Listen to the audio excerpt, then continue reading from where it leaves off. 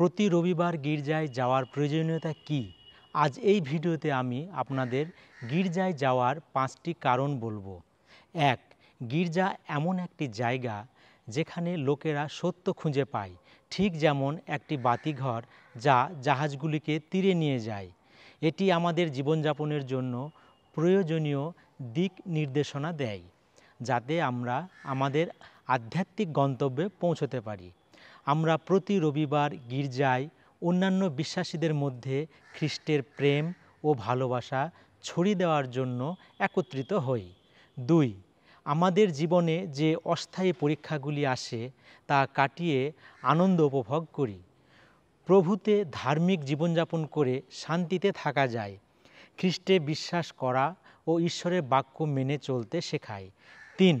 আমাদের মধ্যে অনেক ত্রুটি আছে এবং বেশিরভাগ ক্ষেত্রেই আমরা নিজেদের দোষ অন্যদের ঘাড়ে চাপিয়ে দিই। কিন্তু গির্জার মতো একটি পবিত্র জায়গা খ্রিস্টের প্রেম বিনিময় করতে শেখায়। চার্চের সদস্যরা প্রেমের সাথে খ্রিস্টের অনুগ্রহের উপর কাজ করে। 4. গির্জা একটি পরিবার যেখানে আধ্যাত্মিক পিতা ও পুত্র, মা ও কন্যা আছে। এই পরিবারে প্রতিটি সদস্যদের অংশগ্রহণ এবং উপহার সমগ্র শরীরের বিকাশের জন্য অপরিহার্য।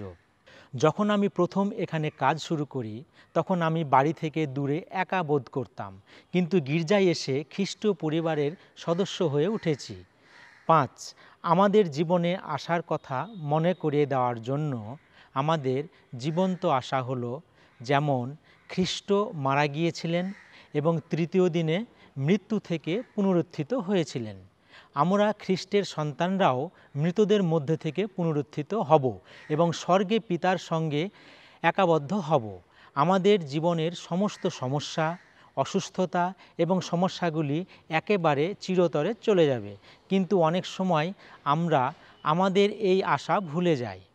আমরা ভুলে যাই যে ক্রুশে যিশুর রক্ত আমাদের পরিত্রাণ দেয়, কিন্তু গির্জা হলো সেই জায়গা যেখানে আমাদের এই সমস্ত জিনিস মেনে করে দেয়।